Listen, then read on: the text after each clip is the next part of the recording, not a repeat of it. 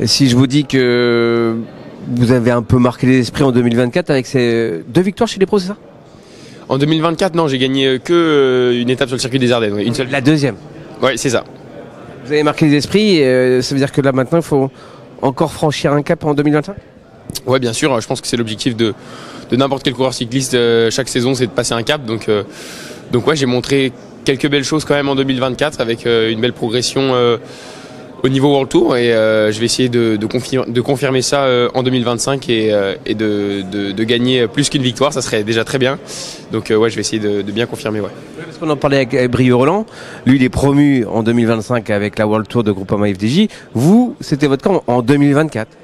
Ouais, c'est ça, j'aurais dû passer normalement moi aussi en 2025 et ça a été anticipé au 1er mars 2024. Donc j'ai eu cette chance de faire quelques courses World Tour déjà l'année passée et d'avoir pris un peu d'expérience sur la saison 2024 que j'ai pu faire avec la World Tour. Ouais. Alors justement, racontez-nous cette saison 2024 en World Tour. Et donc je devais jusque mars normalement faire une saison 50-50 avec la Conti et la World Tour. Et donc je suis passé au 1er mars avec la World Tour et à partir de là j'ai couru pratiquement qu'avec la World Tour. Et donc j'ai pu faire des épreuves du calendrier World Tour comme le Tour de Romandie, la Bretagne Classique ou encore les Grands Prix Québec et Montréal. Et donc c'est des courses où on court avec des grands coureurs, avec un gros niveau et là on apprend beaucoup. Donc j'ai pu bien évoluer, mon calendrier changeait pas mal parce que c'était une année vraiment de changement où j'ai essayé de m'adapter tout au long de l'année. Mais j'ai réussi à m'adapter, saisir quelques opportunités, et apprendre beaucoup et donc je pense que c'est une bonne saison quand même. Et une victoire au passage. Et une victoire au passage qui fait que voilà, je fais pas une saison blanche, j'aime pas faire une saison blanche avec aucune victoire, donc j'en ai quand même une l'année dernière et c'est déjà bien. Ouais. Ça fait quoi du coup de courir en World Tour, de se frotter avec les gros, les grands, comme vous l'avez dit à Québec-Montréal par exemple? Eh bien, c'est impressionnant un petit peu au début. On voit des coureurs qu'on voit d'habitude à la télé, mais ça m'a pas choqué. C'était pas déstabilisant. C'est un peu impressionnant. Tu te refais la remarque à toi-même, mais ça n'empêche pas de courir, de faire sa course et de s'exprimer correctement. Donc voilà, c'est comme ça. Pour ceux qui vous connaissent pas encore, nos lecteurs Cyclisme Actu, présentez-vous un petit peu, originaire de Tours, enfin de Tourangeau, pardon. Ouais, c'est ça. Je suis né à Tours. Et donc j'ai grandi là-bas. J'ai déménagé récemment dans le sud à Nice, mais ouais, je suis né à Tours en 2004, donc j'ai 20 ans. Là, je vais bientôt avoir 21 ans. Et donc je suis un puncher, coureur de classique, je dirais. Donc voilà. On a déjà son calendrier pour 2025? Comment? On a déjà son calendrier pour 2025?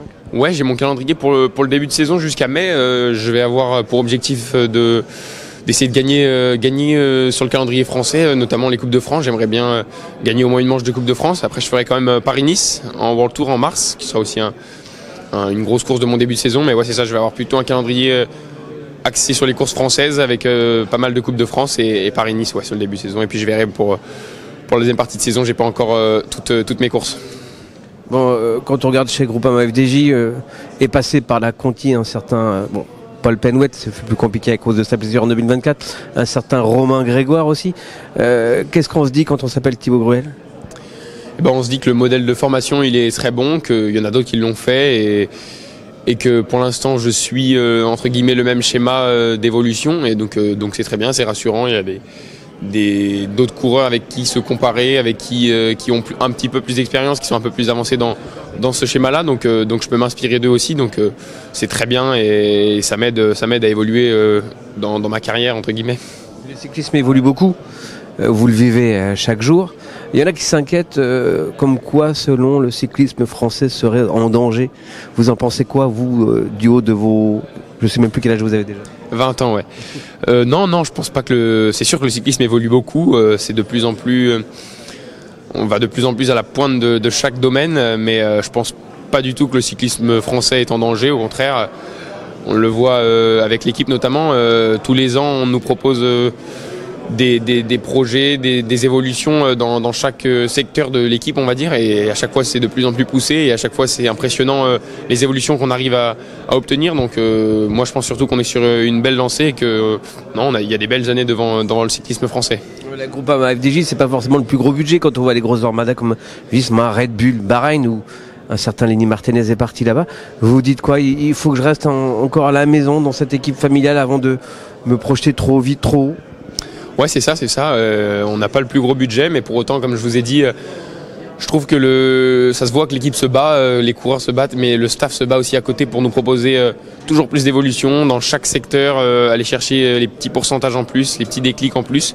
Donc moi, j'ai vraiment l'impression que l'équipe a envie qu'on progresse, même si on n'a pas le budget le plus gros. Et donc ça donne envie de rester, ça donne envie de se battre avec l'équipe et de suivre ce que les gens font, le travail que tout le monde fait. Donc pour l'instant, ouais, pas forcément envie d'aller ailleurs, non. S'il y a un truc à cocher pour 2025, Thibaut, ça serait quoi? Eh bien, ça serait d'obtenir une victoire chez les professionnels. Déjà, je pense que c'est déjà un bel objectif, au moins une. Une idée? Pas forcément, je vous ai dit pas mal de Coupe de France, donc si je peux aller chercher une manche déjà, ce sera déjà bien. Et après, on verra plus grand si je peux. Oui, surtout que la Coupe de France FDJ, la Groupama FDJ, elle connaît bien puisque un certain Paul Penouet a gagné. Exactement, ouais. C'est ça, Paul a gagné le général il y a 2 ans, pas l'année dernière, il y a 2 ans. Donc ouais, on connaît bien la course, c'est sûr. J'ai déjà participé aussi quand on est à la Conti, c'est souvent les courses auxquelles on participe avec la World Tour quand on monte d'un petit cran. Donc j'en connais déjà quelques-unes et je sais un peu comment ça court sur ces courses-là. Donc ouais, on la connaît bien. Merci à vous. Merci beaucoup.